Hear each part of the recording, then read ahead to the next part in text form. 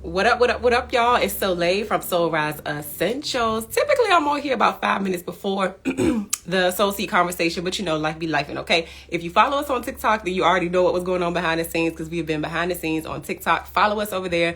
Same handle, all that jazz. I just want to let y'all know if you have not been here before. Oh, child, the tea just spilled. Hold on. It's important papers down here. All right, there we go. So yes, my name is Soliel Lindsey. I'm the owner of Girlz Essentials, where we create affirmation apparel and accessories for the entire family and for resilient humans on the grow.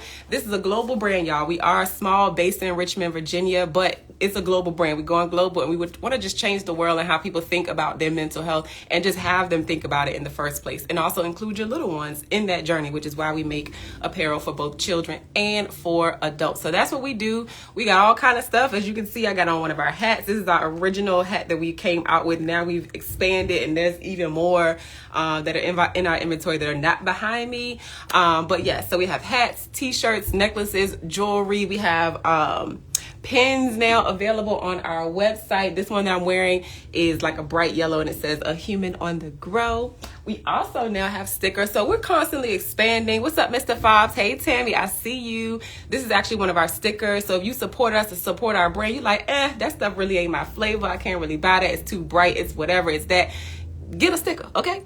Get you a pen, okay? And I got another one back there, but child, I'm probably gonna knock all of this stuff over if I attempt to go get it for y'all to see it. So tag a friend, share this with a friend, let them know that yes, it's 12 p.m. Eastern. We are having a wellness conversation today. If you're new to the brand, we do have a wellness podcast called Soul Seed Conversations, and we've been doing this thing for over a year now. We've been in business for about a year and a half. The concept for the podcast came a little bit after we started our business because we want to push the mental wellness and mental health conversation forward for everybody to see. So we do live stream on Instagram, but we also have our past episodes available. And I'm looking at both screens because I'm live on 2 different apps, y'all. We do have our replays available on our IGTV.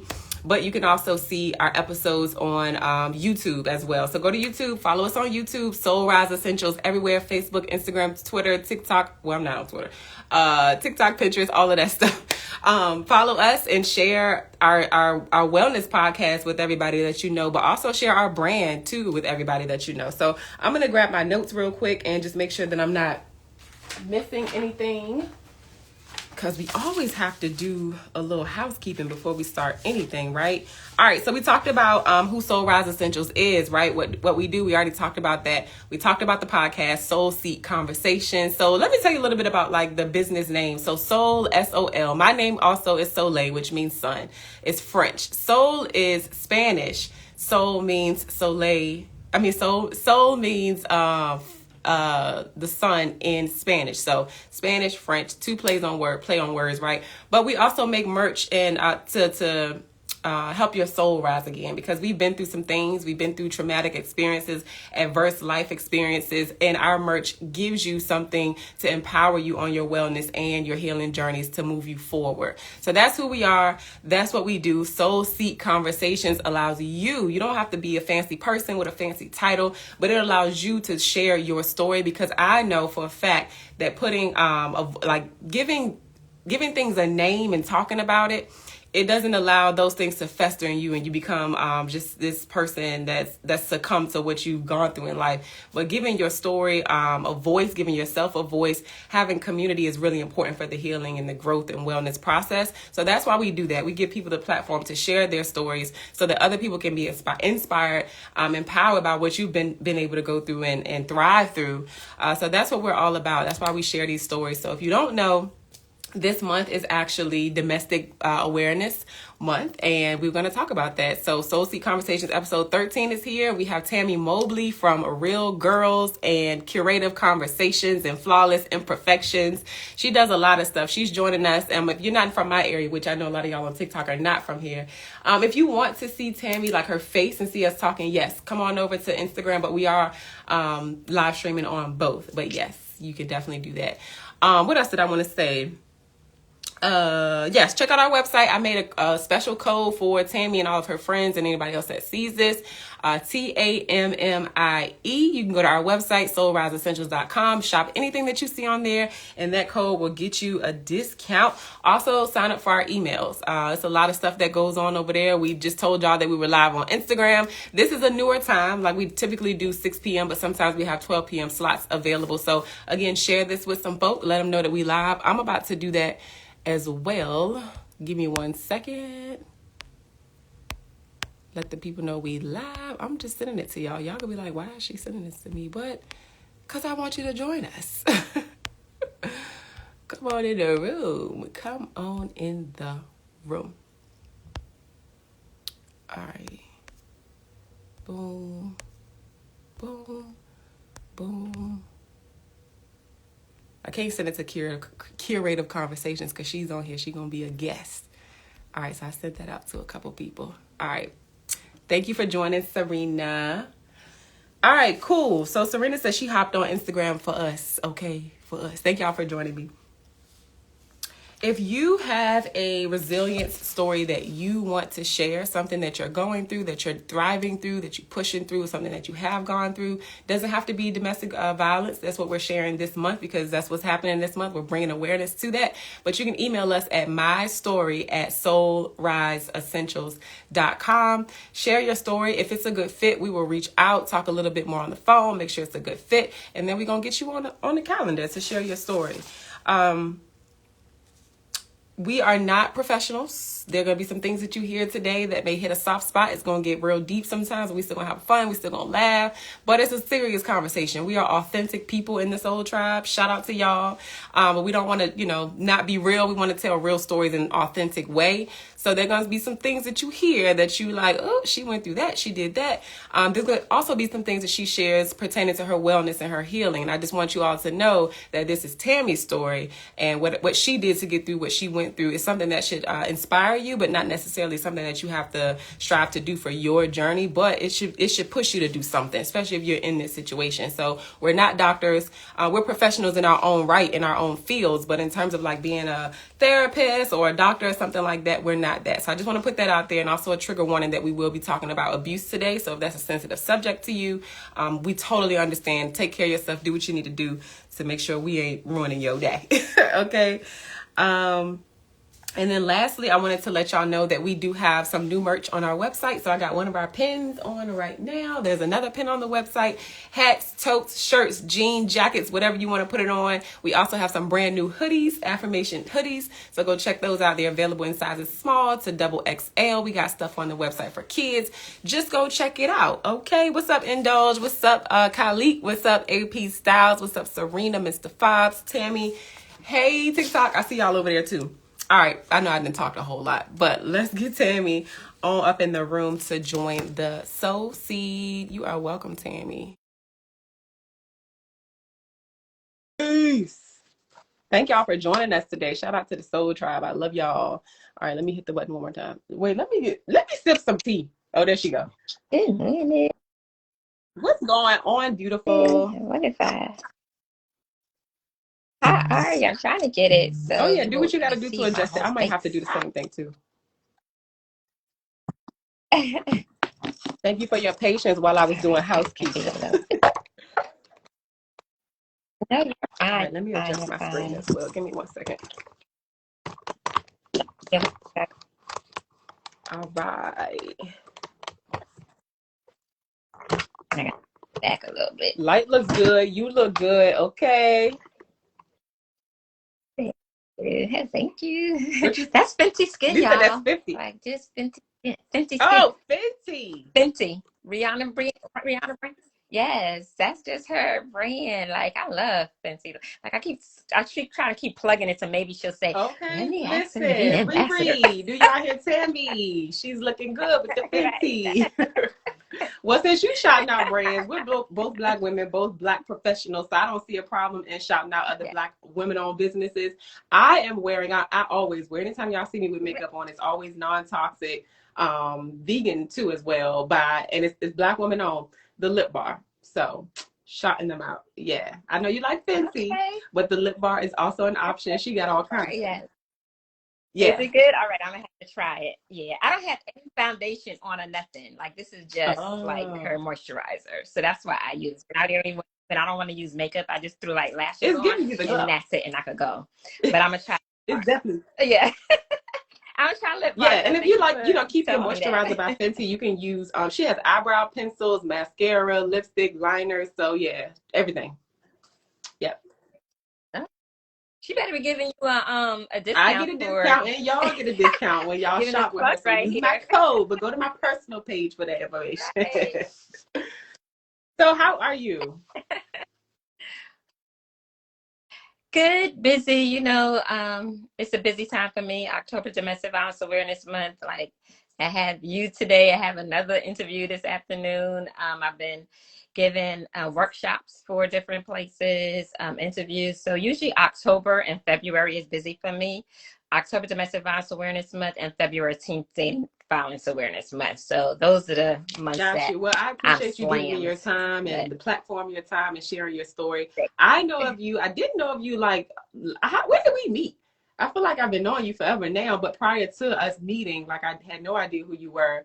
But we got connected, and I'm happy that we did. So I'll just share this on the record. Like Tammie has been influential in me starting out my business.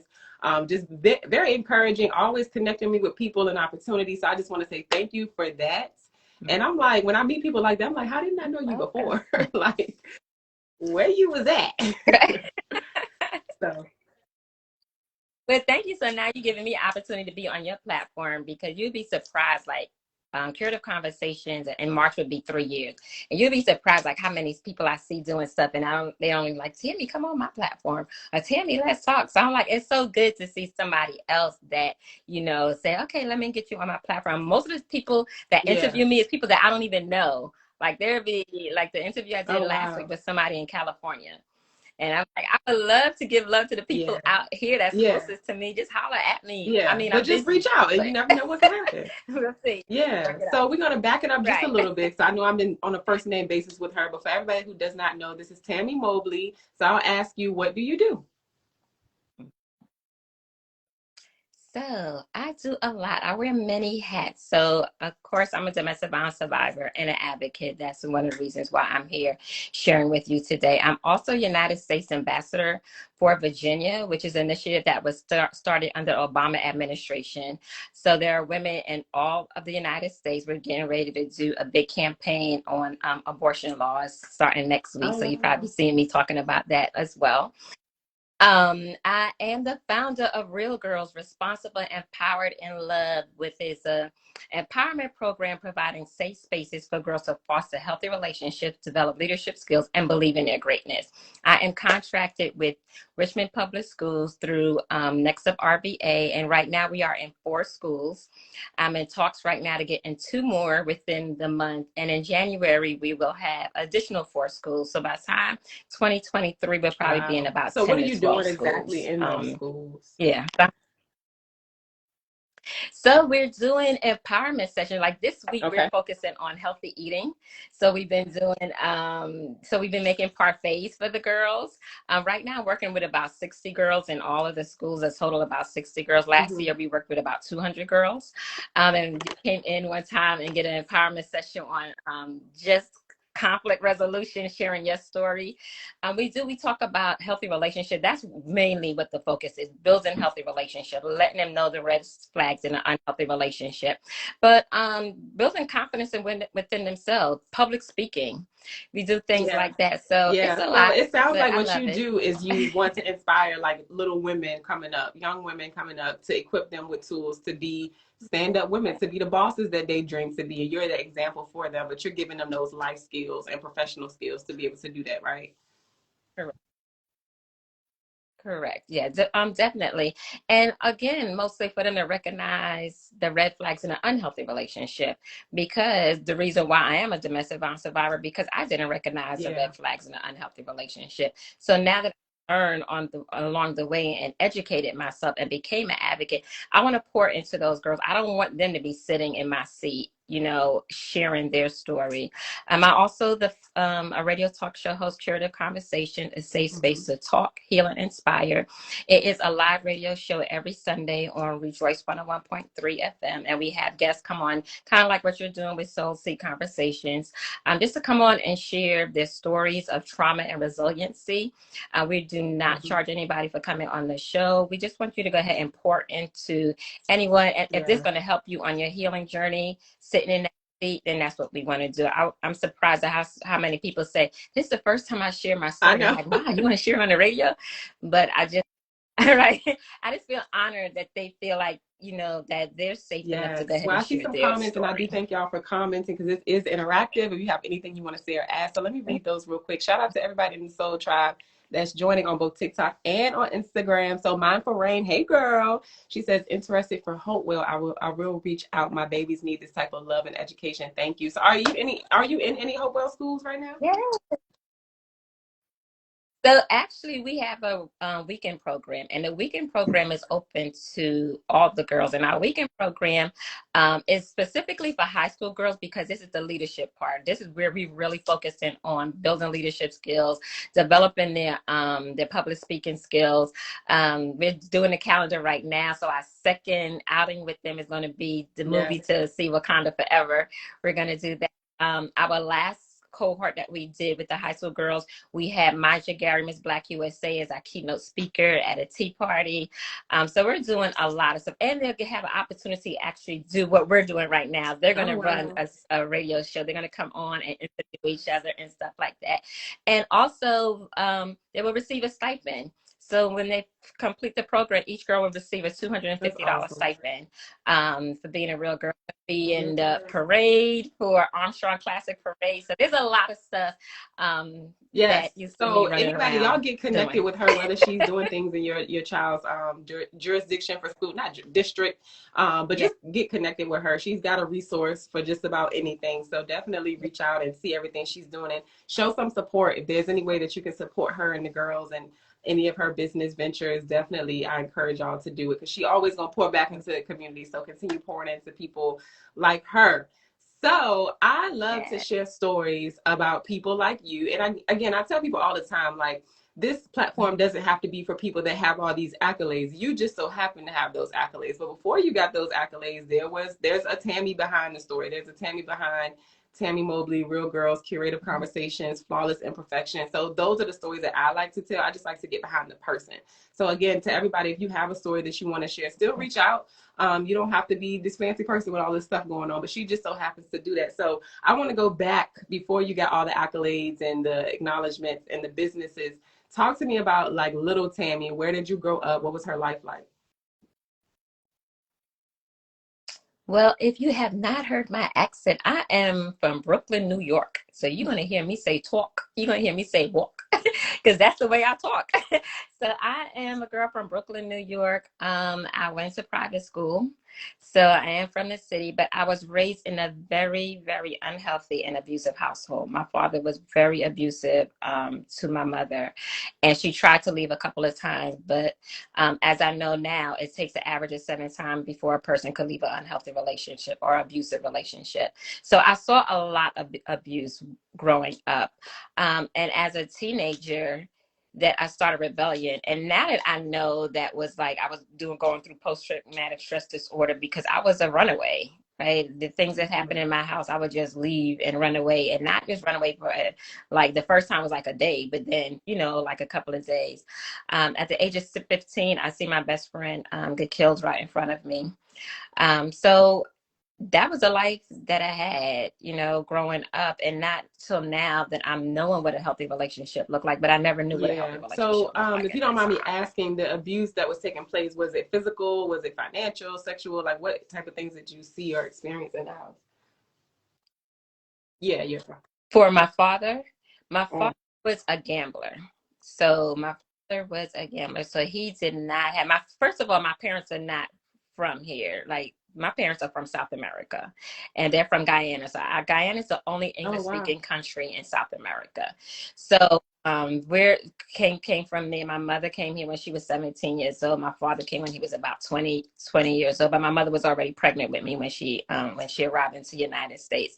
So my father, he just became a gambler, and I was in private school. I can remember one time being in Catholic school, and of course I was a child that was not doing what I was supposed to do. So my mother said, "I'm not paying any more tuition for her. We just gonna take her out of private school. We're gonna put her in public school." And my father said, "No, I'll pay her tuition." Why we thought that was a good idea, I don't know, because he was a gambler, right? He never like he would steal money from us. He would steal money from my mother. He would pawn us up. My mother was paying rent.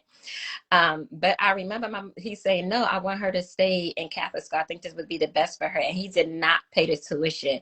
And at that time, if they didn't pay the tuition, they would call you out of your classroom, and you would sit in the you would sit in the auditorium with people that do not pay tuition, and you could not be in class, right? So how humiliating is that, right? Like, I don't think they would ever do that now, because of course it's humiliated, but things like that, it was so. And then also it was physical abuse. My father was very physically abusive to my mother, and I remember the cops coming numerous times to our home.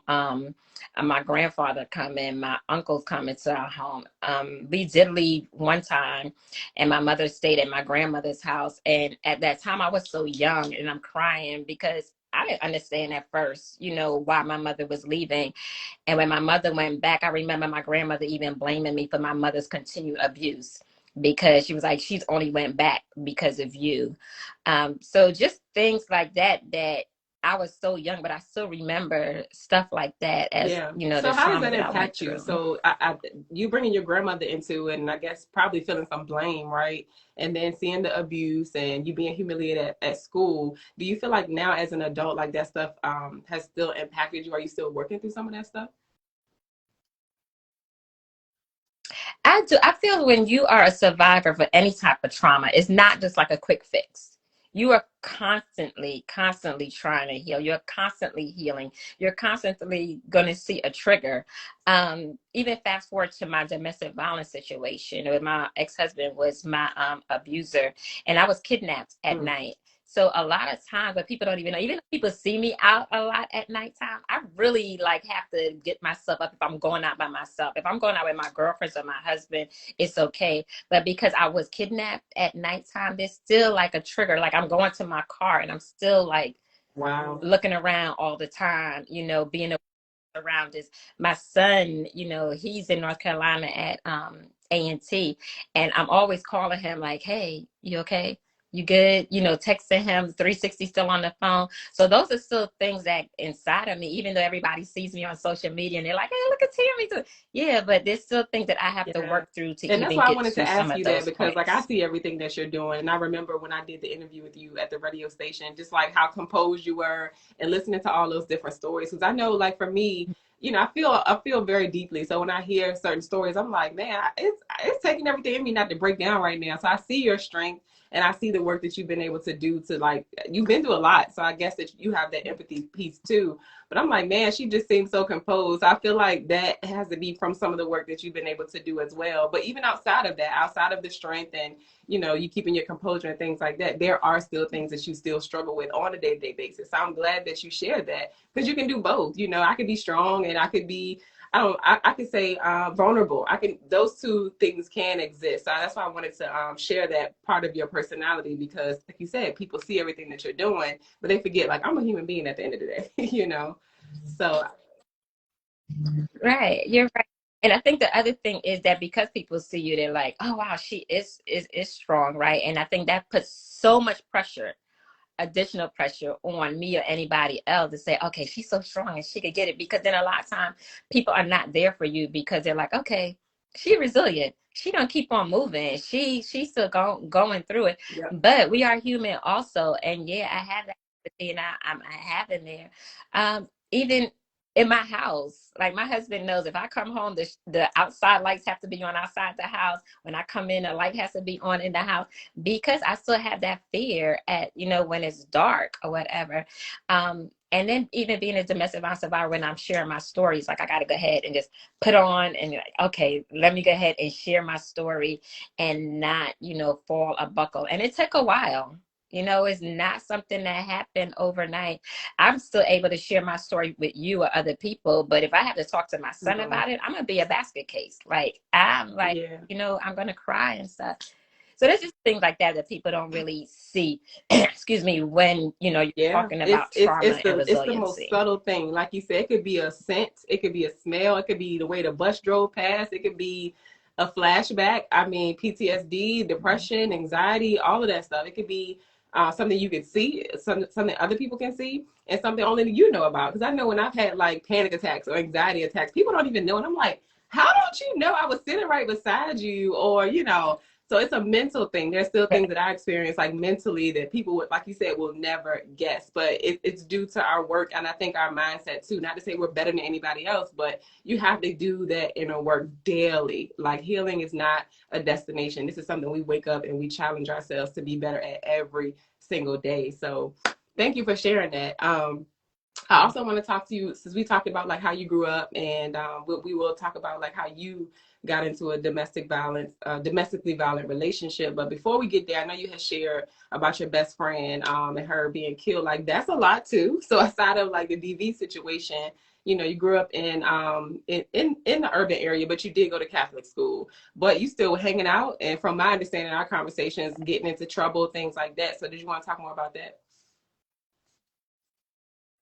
Yeah, so and I even share this when I'm in schools, right? I'm from Brooklyn, New York, and you know, I know we have that stigma One of my all the time. Brooklyn, So New some of York it is family true, members are right? in here, We so have she already know. We know she listening to you now. yeah, right. So it's true, right? We do have attitude, you know, we're gonna fight, we're gonna pop off or whatever. So it was no big deal for me to That get was the into a fight. It culture. That was was no our big life. deal. Hey, I say something to you, you know, I'm popping, bop, moving my head and stuff. So one day, my best friend, she was getting into a fight, and she came to the classroom and said, I'm getting ready to get into a fight." But my teacher at the time, you know, he pushed her away because she would always cut class and come and sit with me anyway sometimes. So it was like no big deal. So today he was like, "You're not coming in here." So after school, this is before cell phone, but I still the same. When you know it's a fight, everybody's Mhm. congregating to where the fight is going to be. So we get into the front of the school, and her and this young lady just start fighting. The girl pulls out a knife and stabs my best Mm. friend one time in the heart. She was 15 years old. The When she was getting ready to fight, she dropped her bag. I dropped my bag at the same time. Someone picked up our bag, but they picked up my bag and called my house and told my brother, "Your Tammy got into a fight." So he just like, it's no big deal. She got into a fight. Said no, this time she got into a fight and she's dying. So my brother didn't know. He calls my mother and said, "Tammy got into a fight. She's I just heard that she got stabbed. She's dying." The ambulance did not come in time to pick up my best friend. So they literally had to pick her up and put her in the back of a police car. I was in another police car. We drove to the hospital. When my mother called the hospital, they asked her, you know, they couldn't give her and say who it was. So my mother described who my best friend was. Ironically, that morning, because we live in New York is blocks, so we lived on the same block, and the outfit that she had on, I had a jacket, and she was like, "Oh, your jacket matched my outfit," so Mm. we switched jackets. So when my mother would describe her, she had on the jacket that my mother saw me wearing that morning. It was a brand new jacket, like I never even wore. My mother just purchased it that weekend. So my mother still's describing me. The only reason my mother knew it wasn't me because she was taller than me. She was tall and slim. I was short and slim, but she was the only child at 15 years old. She's actually lost her life, and that's when things a little started changing a little bit for me to say like I cannot be that rah rah person because I could have lost my life that day. Um, and it was devastating to me. I don't really think that I've ever really for a long time Mm. had a best friend, you know, because I'm always afraid to say I'm going to lose somebody. So I never, especially being in an abusive household, then Yeah. seeing my best friend get killed. And at that time, you know, it was no counseling. There probably was counseling, but nobody's, I passed out at the funeral, and everything. And for a long time, I was just secluded. Like I wasn't going anywhere. I wasn't doing anything because my best friend was killed. And it was more like we were sisters. Like she would call my mother Ma. We were spending the night at each other's house. We lived on the same block. So it was really, Yeah. So really how long hard for would you me at that say, time. well, I know you probably still grieve, these days, but some people go through like a deep depression. Like, did you go through any of that stuff? And if you did, how long? I would say that I started after, I think I started just acting out more, right? So I got in a relationship with a boy and I started acting out Yeah, hold on more. one second. You Sorry. said you got to hold on? Okay. That's probably mommy duties calling y'all. But if you have any questions, wow, Soleil is doing that. Go ahead and drop it in here. I know someone asked about Real Girls in Hopewell. The weekend program invites girls from all over. We have girls from Petersburg, Hopewell, Richmond, Colonial Heights. Our summer program, we had, it was an amazing program as well. So, hey, my excellence, that's my braider. Like she just did my hair. So thank you for joining in. Soleil just stepped out for a minute. Hopefully she'll be back. Here she Thank is. you. I was You just know how talking to the hold whole it time, down, so Miss you're Host good. Extraordinaire. She got a whole radio show, y'all. She knew what to do. Thank you. So my son is homesick. Huh? I said, oh, mommy. What'd you say? Mommy duty, I yeah. said, So mom. my granddad is upstairs, but he coming out the room. I'm like, Mommy is at work right now. So anyway, we shall we shall resume. Bye. So do you remember where you were? So yeah, so I can't remember either. I just started talking about We were other stuff, but okay. I don't Well, know I what know the we were next talking about like, did you go through any question. like long period of like grief or any depression after you lost your best friend? I think that's where we were. I think I did, but I didn't know it at the time. Like I didn't know what depression was at 15, 16 years old. I didn't know it at the time. Going through it, seeing my best friend killed, being in an abusive household with my mother and father, because my mother still was there at the time. Losing my best friend, it was just a lot. Then I got into a relationship as a teenager with a boy. So there was just a lot of stuff that was going on that probably would be considered depression. If I went to counseling, if I like, yeah, you were going through some grief and depression, but at the Yeah. So time, have like you I didn't know ever what it was. gone to therapy for any of this? Like now, these days? I'm in therapy actually right now. Like I'm in Yeah. therapy on and off all the time. All the time. I'm in therapy now. But yeah, like I'll go through, and to be honest with you, I didn't even start going through therapy until after my abuse. And that was really Mm. my son. I took him to therapy. And his counselor was like, "Did you ever think about going to therapy?" And I Mm. was like, "What did I need therapy for?" Like, even though like I Yeah. almost lost my life to domestic violence. So, like, let me just keep on going. And that's when she said, you know what? She said, you have PTSD. And I didn't even know what PTSD was. And then that's when she told me, that's when I actually started going to therapy. And I've been in and out of So you therapy started taking for your ever since son, then. and how old were you around that time? When I started taking my son, he was 2 because his dad died when he was 2 years old. My son is 19 now. He's gonna be 20 next month. Uh, so yeah, so I started going, and it was kind of like play. Well, it Yeah, is play play therapy. therapy at 2 years old. He doesn't. But the reason why I had him in that was because he was there the last time Uh, my husband abused me. He was there.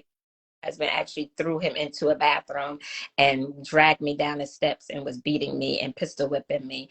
So, and I didn't know again what PTSD was at that time, but at that time, my son, if he saw mm, something, he would just be startled. Like if he heard a door slam, like mm. he would run to me, or he would say, "Mommy, mommy, like I see a scary person there or whatever." So I said, "Well, let me have him in counseling," and that's when he was in counseling. That's when the counselor said, "You Right, need right, to be right. in therapy as So well." let's get into that. You have how many children?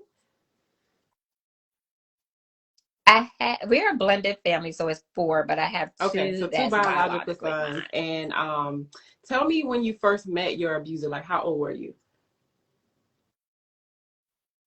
I was 21, I think. I was 21 when I met My Okay. abuser is my youngest son's father. Um, and we were in a relationship. And I tell people all the time, like, I did not know at that time. I was still partying and clubbing and doing everything. And we would go out. And if we were driving, like, he would be right on the side of me, like driving and like waving to me. And we would just laugh at him. My girlfriend was like, "There go your crazy boyfriend, Tammie." And we'd be like, "Yeah." We just laughing, right? Now I know that was stalking, but at the Yeah. time I didn't know that was stalking. Um, and or I would come in and then I'd be putting my key in the door and he would be like pop up right behind me. I didn't know that was stalking. I was just thinking like, okay, we're laughing it off because again, in our young brains, we're just like, okay, he just did, he just acting crazy and throwing that word around loosely, not even thinking. And we ended up being in a relationship, even though there was so many red flags. We broke up many times. Like he would see other people. I remember even going for a job interview and I was at the interview and I told him where I was going. And when I got there, the receptionist said somebody called to make sure that I really had an interview, and it was him. And I didn't, and still not even thinking about things like that. Like, okay, he's doing stuff. So we get married, and the way it really escalated was when I had my son, and I felt like I was acting like a single parent. Like I'm married, but I'm doing everything as a single parent. Mind you, we were living really good. We had a home. He was driving BMW. I was driving a Lexus. I was in financial management. I was an underwriter. So we both had really good jobs, really. But when I had my son, it was like he's like, you could just do everything. I said, I'm not gonna be a single So when parent, did y'all get married as a married? What single age was parent. that? So Okay, so I y'all was was together for a minute. Oh 31 my gosh. when I got. Yeah, it's total by the time our relationship Oh ended, we wow. were together 14 years. Yeah. Yeah. I'm a Yeah. relationship type person. Yeah. Yeah, I'm a relationship type person. So together a long time. And I think that's another thing that's so shocking when people say when I hear people like get into relationships really quickly because you still really don't know a person. Like after 14 years, I would never think that somebody that I spent that much time with would Mm. try to take my life. Um, and those are just things that when we talk about red flags in an unhealthy relationship, like take heed to it. Like look at those red flags and know that, you know Yeah. what, it's Yeah. not going to go away. It's probably going to get worse. It's not going to get better. It's going to get worse. And you have to try to remove yourself from that situation. And I try to stay clear from people when they say know your worth or love yourself, because that doesn't mean that I don't love myself. That just meant that I was in an unhealthy relationship and I Right. didn't know what the red flags were. That doesn't mean I don't love. That doesn't mean that I don't know my worth, because I surely know my worth. However, I was in love with somebody, and as an advocate, you know that when we make decisions like that, that our Yeah. hearts are overruling our minds. So your mind might be saying, "Go ahead and leave this relationship," but your heart is saying, "You know what? I want to see the good in that person. I want. Hopefully, what made me fall in love with that person is going to make me stay in love with that person." So when people say, "Know your worth and love yourself," Yeah. I do. I love myself. And she said, "We just didn't have the awareness." That's Yep. right, Erica. We just didn't have Also, the too, awareness. I wanted to ask you this, and I'm pretty sure you know this by now, but since you grew up in a home where you experienced abuse, do you think that that plays any part into you getting into an abusive relationship yourself? I think it does play a part, but that doesn't mean that everyone that's seen abuse Absolutely. growing up Yeah, will for end up in an sure. unhealthy relationship. Other way. But I do think that it plays a big part, because if you have not experienced what a healthy relationship is, what love really is, how are you even going to go ahead and be in one, right? If you're used to seeing drama and arguing all the time. Like my father would cuss and everything. He had a mouth like a sailor. So I'm not even gonna lie, like my mouth is still hot sometimes. My mouth is still hot and I'll be like, ooh, remember your Miss Listen, Tammie, it's right? Remember duality you're in a real all girl, things. I'm right? this and I'm that, okay? Right. So so there's certain things that become a part of you and embedded in you, and you're like, you know what, I'm trying. Like every day is a process, every day I'm trying. But one of the things that I did learn also as becoming not a parent the first time, a parent the second time, is to be more open with my son. Like my son, when he calls me, he'll Yes, say, come on, Tresha, what's your son. I health love that doing? for him and you. That That's he'll say, right. how are you doing mentally? Are you good? You know, we talk like that, but I didn't know how to speak like that with my person. I didn't even know how to have conversations like that. Just be like, how are you doing? Most of the Listen, time we talk to people like, how you doing? Good. But if somebody said, how you now you doing forced to mentally? How really you talk feeling about how you truly emotionally? feel. You're like, yeah. You're like, how am I doing? And you may still sometimes say, okay, but it's still having you think like, wow, like maybe I need a break. Mhm. The whole month of August, I took off. Like, the whole month of August, just because I was like, I Mhm. know that I That's a need a mental blessing. break. So y'all were together for a minute. So 10 years into the relationship, you and your ex-husband got married. And you talked about y'all had your Mm-hmm. first son together, and when he turned 2. So were there signs like well, I know you said there were some red flags in the beginning of the relationship, but as time went on, like those 10 years after they progressed, did he like you said, you wouldn't think that somebody that you've been with for so long would actually try to take your life, and that's what y'all's relationship resulted to. He tried to do that. So what set him off? Do you think that there was like something that happened that like flipped the switch? You know? Yeah, because abuse is about control. And when that person realizes they don't have the control over you, that's when the switch flips, right? The most dangerous time in survivor or victim's life is when you're trying to leave that relationship. So once the abuser says, okay, I have control. So even though we were breaking up and going back and I'm like, yeah, I'm gonna leave you, whatever, you know, I just came back. So he expected, like, she just talking, she's gonna come back. But when I finally was like, no, this is it. I'm leaving. I'm not gonna be in this anymore. That's when the switch goes and say, I lost control. I got to get that control back. So by trying to get that control back, that's when the abuse escalates. That's when you hear about, you know, people say, well, they had a protective order.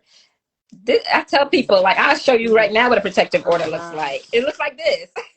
a piece of a protective order is a piece of paper. I used to also be a peer counselor for domestic violence survivors. So and I'm not telling anybody that they should not get a protective order, but what we tell people is know your abuser, right? I had a protective order as well. And that protective order did not protect me from being pistol whipped. It did not protect me from him still coming to the house. It did not Mm. protect me from being raped. So know who your abuser is and know what they're afraid of. If you have an abuser that's afraid of the police, definitely get a protective order. If you have an abuser that's not afraid of the police, then you need to be thinking Yeah. about a safety plan. So y'all had separated. He came back to the house, and that's when he attempted to take your life. And that was like the night that you said he put your son in the bathtub and all that stuff. Am I following you? No, Are you I moved? moved. Like we had a real nice house, yeah, and that's another thing. Like I think people, you know, because we were living in a nice house, and people would say, Yes. "You gonna How's give that up your house, honey? Take you gonna give it. up your house?" Give your house. And at first I was like, no, I'm not. But what made me leave is that one night I was going out with my girlfriends at the time because I was like, you know, I'm over this. And he told me you can't go. And I was like, no, I'm leaving. I'm still gonna leave. And he pulled a knife on me and told me that he would kill me and my son in the house. Mind you, my son was not even 2 at that time. So the next morning, and also like he raped me, which I didn't even know that was the thing as marital rape. So when the next morning, I literally like snuck out the bed, got my baby, took the keys, and left, went and go ahead and filed charges. And after that, I left the house because I said I did not Mhm. feel safe in the house anymore. So while I was staying at my brother's house, he broke into the house 4 days before You our going to see your 7th brother's house? wedding anniversary. And Oh, oh wow. yeah, I was staying with my brother. He broke into house, and I was staying with my brother, and it was just my son and myself in the house. And that's when he attempted to take my life, but I said I think God was just looking out for me at that time because I had a broken finger. I ended up having to have stitches over my eye.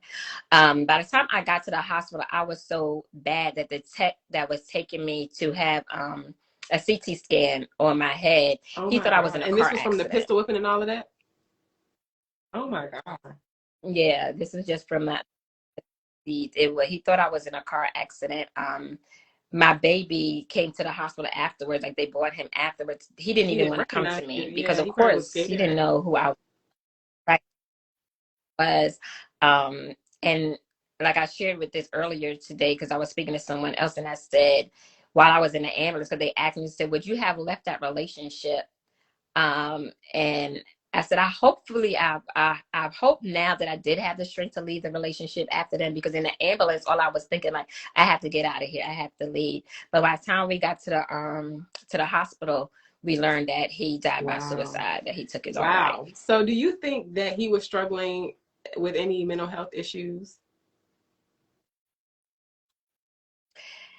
I would say, honestly, I don't know. I don't know if it was mental health issues. I don't know if it was something that was just triggered because of that. Maybe because he has narcissistic, tendencies, and because again, like he lost the control of Tammie saying, "I'm gonna get back with you," and things like that. I think at that time he just was like, "I don't know what else to do, and let me go ahead and get her." And I think when he realized that this is serious, that now you're going to be faced with kidnapping charges, rape charges, battery charges, that you're going to probably go to jail. And he wasn't American. He was from Trinidad. So I don't know, maybe he was thinking that he would probably, get deported. So I think that's probably a lot that contributed, to that. And if you're in an unhealthy relationship and that person is so dependent on you, 14 years is a long time. 14 years is a long time to say back and forth. He had two other kids. We had a blended family. We have this baby now. And just say, now she's finally got the strength enough to leave and I did all of this stuff, then I'm thinking that's So I what have he two thought was his questions. only way Were you out. familiar with like his upbringing? And then the other question was he abusive the entire 14 years? Okay. Physically abusive, no. Physically abusive, he wasn't. Even where we was in a blended family, like if we had his kids every other weekend, like he was like, look, Tammie's in charge. Like, it was nothing physically abusive, but it was more mentally and emotionally abusive. And I think that's what is so even harder for sometimes that's in an unhealthy relationship, because it's not physically abusive. You're not getting those bruises and stuff on you.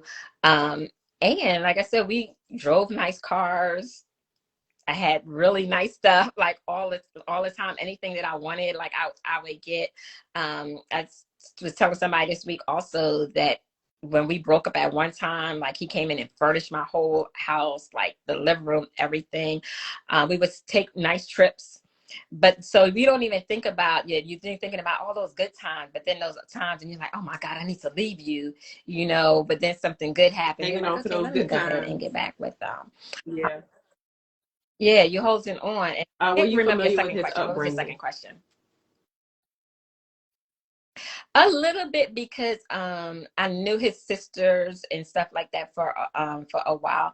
But again, that even his moms with their boys. Like I sometimes I think like I wonder if I'll be that mom. Like his mother would think like Listen, he's I the know best I'm not thing gonna be since that mama. sliced He's bread, right? Like amazing, but if you telling me, no. right. So when people see that with like he's Yeah. nice looking, he has that pretty curly hair. A lot of girls like him and stuff like that. So there's a lot of people that you see, but they're still like, oh Mm-mm. no, like he's just so Yeah. great, stuff Let me like scroll up and read some. that.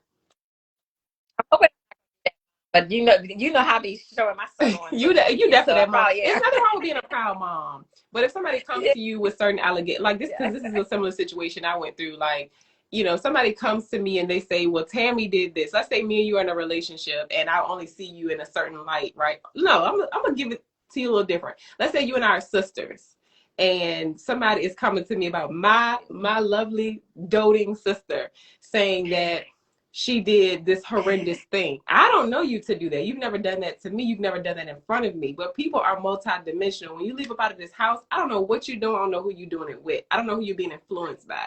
So I'm not saying that I immediately, it would be hard for me to fathom you doing something horrendous to somebody, but because I've never seen that, that's not who I know you to be.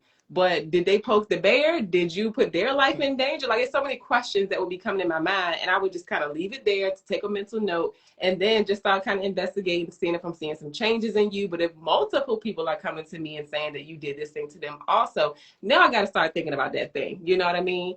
So I can understand, like, somebody that you Right. birthed into the world, like you saw them from changing their diapers to now. It would be hard to grasp somebody coming to me saying that my son did X, Y, and Z. But if I hear it multiple times, and even if I hear it at all, I gotta investigate that thing and figure out, like, what's going on. Why are people telling me this? I can't just say he would never do that. And I hate when people say that, because you don't know who people are when they're not around you. My family members, I don't put nothing past nobody. I love them to death. But if y'all come and say that they did something horrendous, I'm gonna be like, why are you telling me that? You know what I mean? Like, I'm not just gonna say they would never do that. No, they would never do that in front of me. You know what I mean? So And you don't even his sister came to my brother's house. So when I went back to my brother's house, and she was living in Florida, and she came to kind of talk about like his yeah. funeral arrangements and things like that.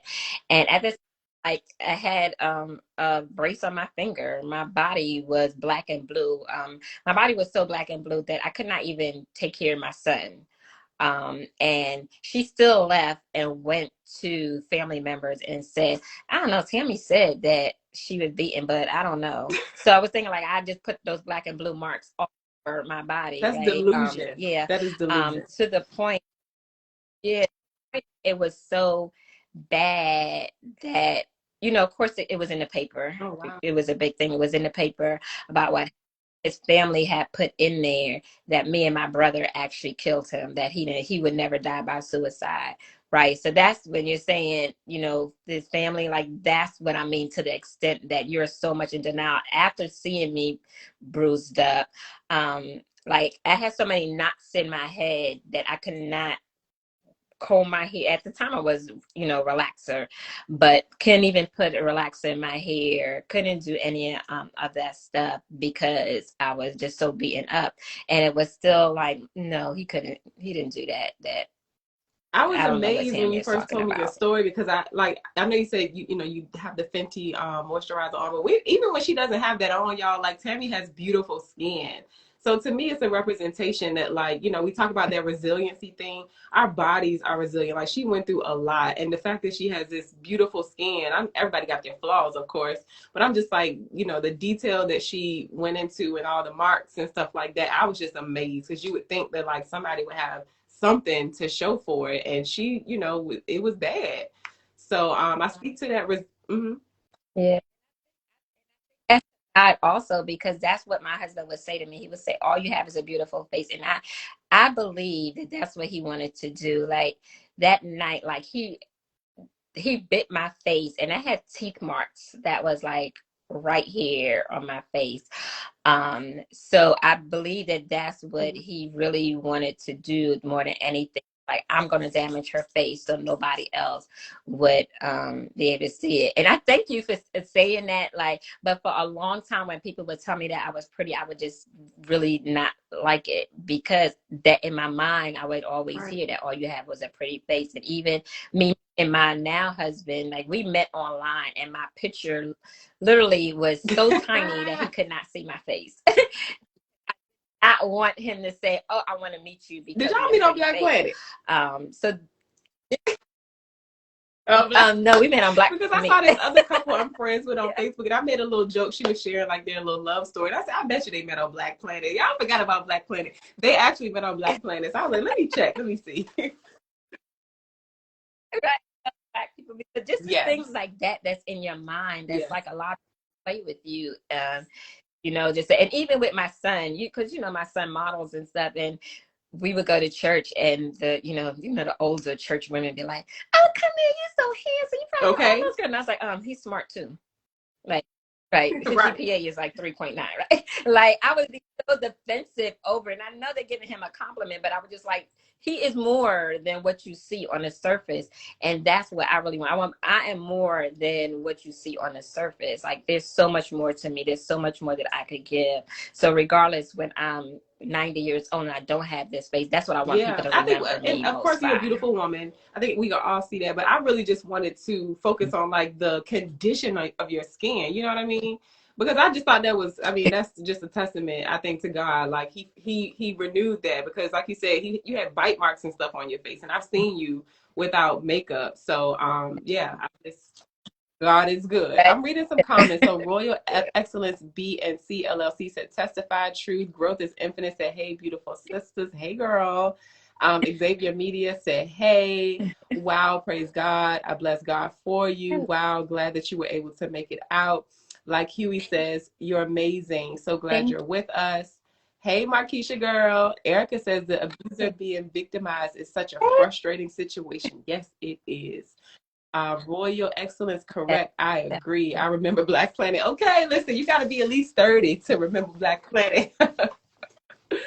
But thank you for sharing this. I also wanted to tap into a couple other things. First of all, listen, like Malik said in the comments, I'm glad that you're still here with us doing some amazing, impactful work.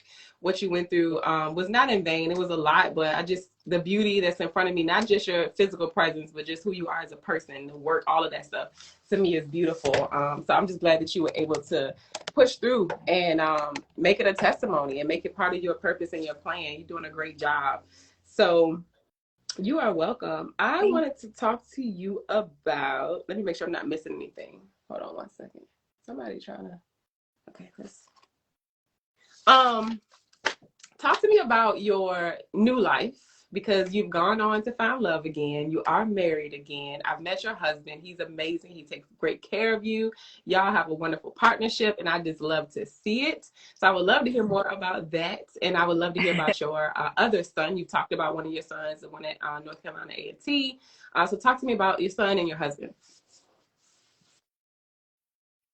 So my oldest son is incarcerated. That's another result of seeing abuse. He was incarcerated shortly after my abuse. He has a very serious crime, and he's 5 hours away. My youngest son, again, he's a sophomore at A&T. We are a blended family. We have two. I have the boys. He has the girls. One of my daughters is an influencer. Like she's like models for Carol's daughter and things like that. The other one, she is a social worker. My husband, he's very supportive, especially on the radio show, things like that. But however, Right. not every marriage is perfect. So when people were like, oh, like marriage goals and stuff like that, yeah, I like to see that. But remember that there's a lot of things that we still have to work through. Also, there's trauma that came into our marriage that we have to work out together and separately, and go to counseling together and separately to work through those issues. And I think a lot of people, they see a lot of people on social media be like, oh my God, like they like marriage goals, couple goals. But yeah, we go through our stuff also. And that's, you see me Okay. shaking my head. I still got attitude sometimes also. All right. But Yes. it's I not love to hear you abusive, say that. We right? go It's through not our stuff, but it is not abusive. Come on now. abusive. That's what you have to, be able to come to and say, you know what? I don't want to be in an unhealthy relationship. I don't want to be in an abusive relationship, and know what abuse did mentally, physically, sexually, spiritually, you financially, none of those things, because a lot of things that people think abuse is just physical. No, it's a lot. It's financial abuse, Mm-hmm. it's sexual abuse, it's spiritual abuse. So making sure that you are centered enough, going Mm-hmm. to counseling constantly, being around a good group of friends. I don't know if you even see us on social media. Like we have other married couples that we hang out with. When I moved to Virginia, it was just me and my Oh, son. My wow. husband was in Afghanistan. So it was just me. And so we really had to form a village of people that we could trust, which is Yes. hard for me to trust people because of through. And just have people to say, you know what, I got you, and be vulnerable to just say, you know what, Yeah. I'm gonna That's believe that you beautiful. have me. So, and this is a question that I asked you too before. I just couldn't imagine having gone through what you went through to be able to even trust people or men again. So the fact that you are married in a loving relationship, of course, no relationship period, whether it's family, romantic, it's perfect, right? So I love to hear you say that, but just the fact that you were able Right. to trust again and open yourself up, but also open yourself up to somebody that understands where you've been. That man knows probably a lot about you, right? But he knows that that's not going to be a walk in the park. Yeah. Women, we got to walk in the park in general. So of course, when we have our own traumas on top of that, you know, man, got to be patient. So I love to talk about Black love on this Yeah. podcast again because I'm a Black woman. That's my experience. And I think that we should showcase more of that. Okay. So I've had some men on here that come on here and they just say the most amazing things about their partners. And it just warms my heart because it's like, yeah, you've been through X, Y, and Z. And it might take a while for you to trust again if you ever decide to trust again. So I think it's beautiful that you have found that and are still finding that, because I know that's probably not a perfect thing for you too, but it's a beautiful thing. I'm like, dang, she found love again. Like, it's still hope for me. So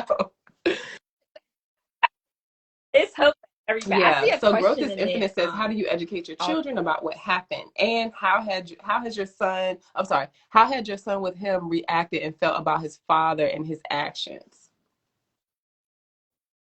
that's a really good question, because even though I had my son in counseling, like the secret in our family was to never tell my son what happened. Like we did not tell him, and I did not tell my son until he Mm, was almost 17 years old. And the reason I shared at that time and told him the truth about what happened was because I started sharing my story, and I did not want him to hear it from someone else or see it on social media.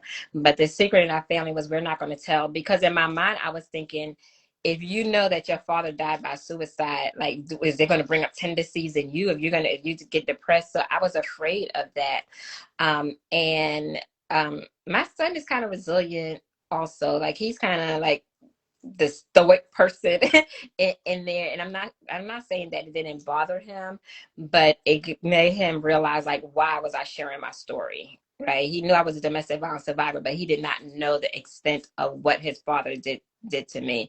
And even now when I see him, he is a relationship type person. Like he's not, all over the place with different girls, and especially because he's going to a HBCU. Like that's what everybody would hear, say, oh, he's gonna have all these girls, and he's so good looking and everything, but he is really like, no. And the other thing that I did with my son, after that, before I got into a relationship, that we would have date nights. And when we would go on dates, we would sit there and we would actually, so I was like, how was your day? And we would have a conversation, because that's what I wanted when he did start dating. And that's what he does. His girlfriend now, she could tell you that my son opened doors for her. okay. Like we don't touch doorknobs. Like he opens the car, he acts just like the way what my husband does with me. So just showing him that, and just speaking to him every day. I I believe that love we it. have a really good relationship, and just I love being that. So I want to make sure I'm honest. following correctly. You have two sons. So the son that's in school, this is by your first husband, right? Okay, got it. Yeah, Got it. that's So his your father. second Yeah. son, and tell me if I'm being all in your business, is that with your husband now? My first son is my teenage pregnancy, and my son that's at the HBCU, his father was the one that Oh, abused so me. okay. Okay. My son I did got not it. have any children together. Yeah. And people don't know that, because they always say y'all all look alike, but no, that's not his biological son. That's his son, but Got it's not his you. biological Okay. son. Yeah. So outside of therapy, what do you do? What things keep Mhm. you thriving? What things make you feel good? What things do you do for self-care? Talk to us about that.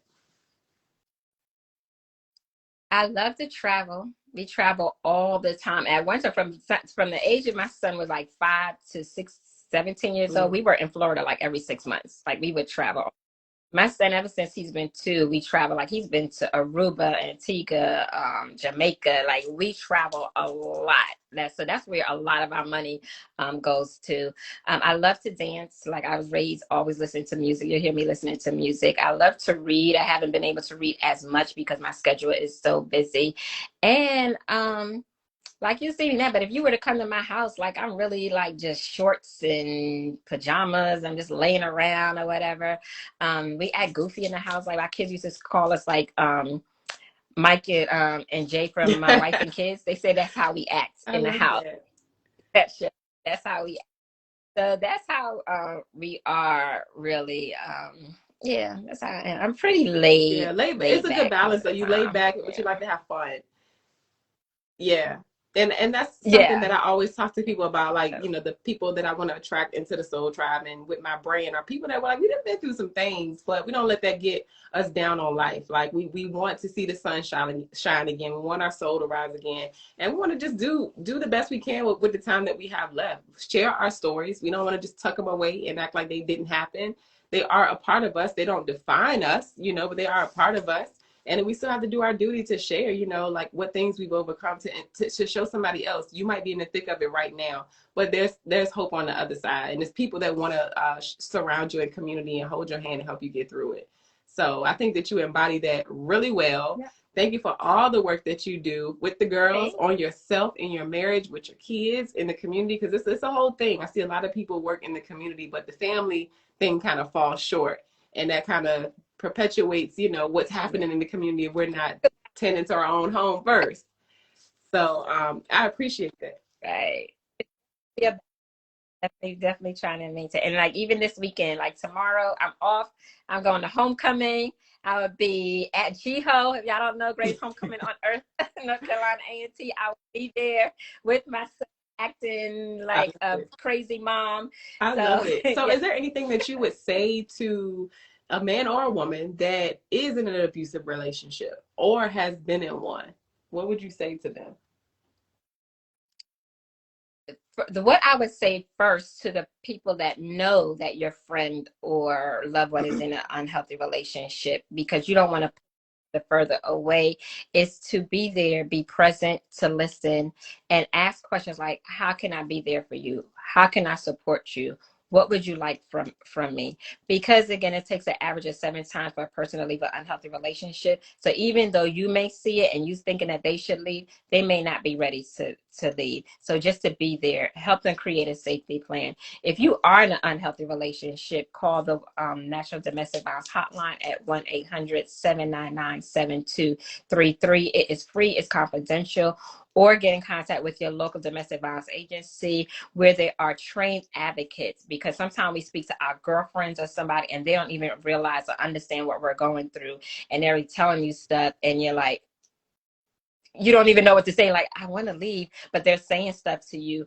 Also be mindful, even if you're not speaking to Mm. them directly, you know what, because you may, girl, I'm here for you, but then you're talking about somebody else saying, well, she needs to leave him alone or whatever, but they heard what you said, right? So be mindful of everything you say, not only directly to that person, but everything that you're saying to everybody else. Because if this 1 in 3 women are in an unhealthy relationship, that means if you're in a room with 6 people, that 2 of them might be in that unhealthy Mm. relationship and they're hearing the That words is that you're saying. powerful. I'm glad you spoke to the people that are in the situation, but also us that may know people in that situation, or like you said, probably not even know due to the statistics. So I appreciate that. I'm trying to make sure there's not something I missed. Is there anything that you want to share that we didn't get to touch on about your business or just in general?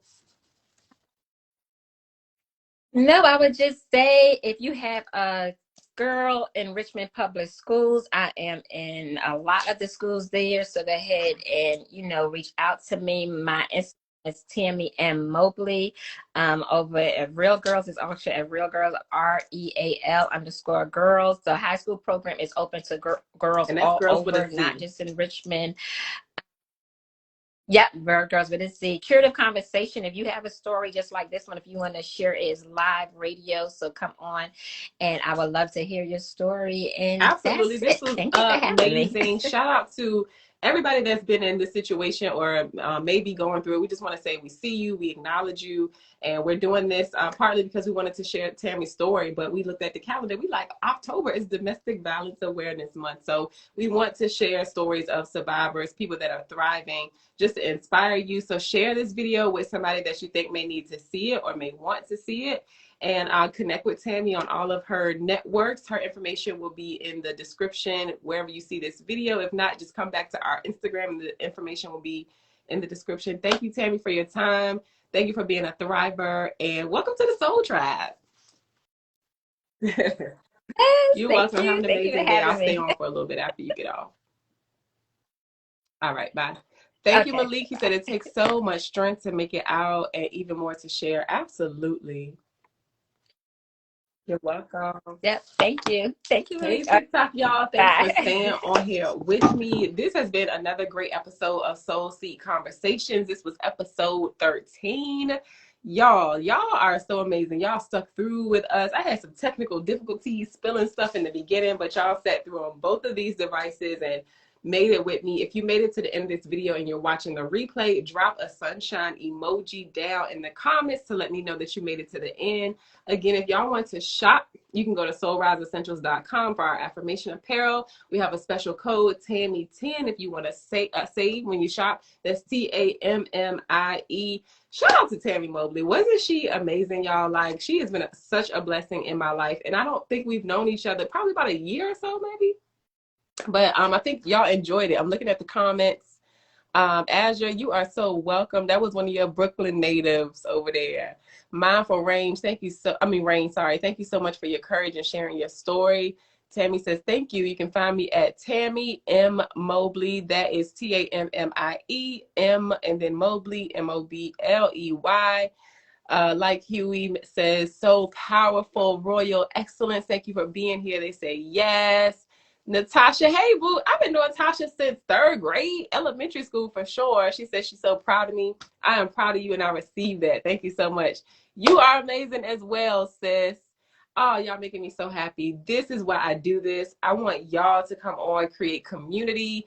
Listen, connect with each other in the comments. Y'all are some amazing people. Stay part of the Soul Tribe. You don't have to wear a necklace to be part of the Soul Tribe. This is the community over here on TikTok and over here on Instagram that we're building on YouTube, where y'all will see this on the replay. Share this, okay? We share stories like this to let people know we done been through some shit, okay? We done been through some tumultuous times in life, but your soul can rise again. Your light can be bright again, and you don't have to stay where you are. We honor the process. We know that life gets tough. We're going to go through some shit, okay?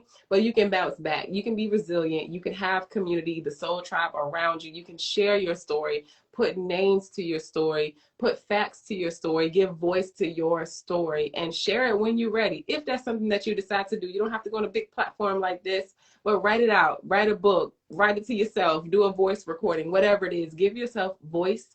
Again, using your voice is very powerful on the healing journey. So, of course, we sell affirmation apparel, mental wellness apparel, but this podcast is a way that we get to connect, to create community, and to share new ways for you to thrive on your wellness and your healing journey. So thank y'all for allowing me to do that. And I appreciate y'all. If you have a story that you want to share on my platform, you can be anywhere in the world. My story at soulriseessentials.com, and we'll make sure it's a good fit and go from there. Hey, mama in here, y'all. Thanks for watching. Tasha says, Miss Tammie, your strength is so inspiring. You are amazing. Listen, let me tell y'all something. To know her is to love her. To meet her, she's such an incredible person. Like, this lady looks out for me like no other. So giving. So shout out to God for not letting her heart be turned to stone, child, because I don't know who I would be. You know, our battles are our own is all I can say. As you said, she was listening while driving. My mom said that was awesome. Thank you for opening up this space. This hit home for me. Thank you. I appreciate you. Sis, we need to do lunch. That name looks so familiar, but I can't see. Oh, yes. Let's do it. I'm like, who that is? I appreciate you for joining me. Malika, we already said we would. Let's put a date on it. Boom, period, poo. Let's do it. Give me up. Woo child, that's good. I love y'all. Shout out to the Soul Tribe. I'll see y'all in the next video for episode 14. We'll be back. We do this once a month. Okay, we've been doing this really strong. It's been about a year. So I'll see y'all in the next episode. It'll be on YouTube as well. Share it with somebody. Okay. Peace, y'all. Thank you for being part of the Soul Tribe. Stay well, be well.